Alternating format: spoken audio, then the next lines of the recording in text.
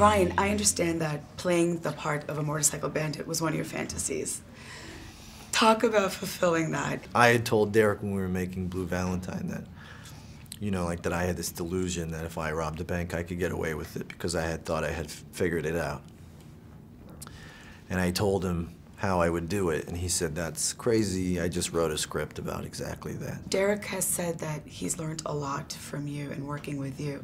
What would you say that you've learned from him, the most important things you've learned from him? The way that he shoots things, it is in some ways like the directorial equivalent of a bank heist, because he plans it so well that when you get there, these just like natural things come out of you that you could just never act, you know? Eva, I love that you've played so many different types of characters in bad cop, good cop films, such as We Own the Night, The Other Guys, Training Day. Tell me how this role was different for you and what this story means to you. I haven't made the correlate, I haven't made the connection. Interesting. This story was so different for me because it really, the script was almost secondary. I really wanted to work with Derek Cianfrance. So when it came time to, when he was casting The Place Beyond the Pines, I was, he didn't think I was quite right, I had heard through my agent. And I was like, oh, really? So when I went in for my audition, I said, well, Derek, why don't, you know, we're in LA, I grew up here. Why don't I take you a ride around the areas I grew up in, and you can see the similarities between me and the character, and we can talk about it that way. And if you want me to run my lines, we could do so out of the office environment, which is really unconventional because I've never done that before. And I thought it would appeal to him because he's so unconventional, you know? Yeah. And thankfully it did, and it was an amazing, amazing experience. Listen. Listen to me. Listen. You fucked up my son's life. Therefore, you fucked up my life. Get away from me.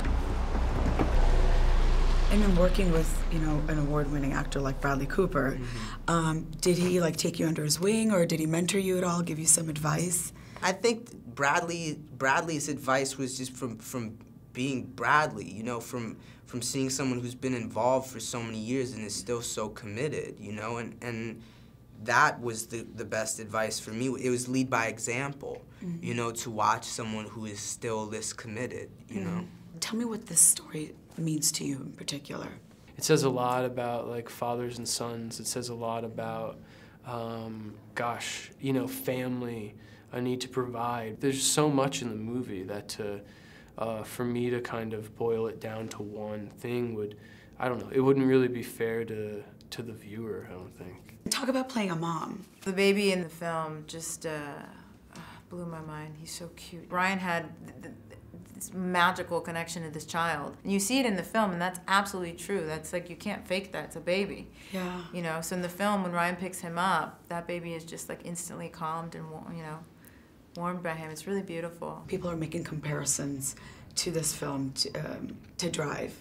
What would you say to your audiences is different about this, and why? I don't see the comparison at all. I mean, Drive is a dream, you know?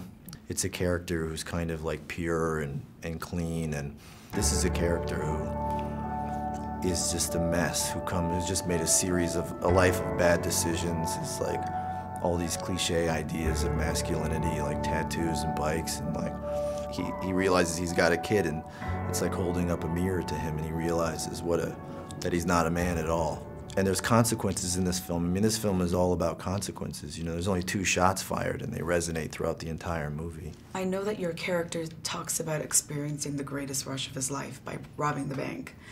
What has been the greatest rush in your life? I don't know how to answer that. It's a great question. I will say that, you know, there were moments while shooting this film that, because of, again, the way that Derek works, you know, you're 7 minutes into a take and you've just robbed a bank, and now you're like cutting through traffic, and there's all these like pre-planned accidents that are supposed to happen around you, and so there's a certain amount of adrenaline involved in that.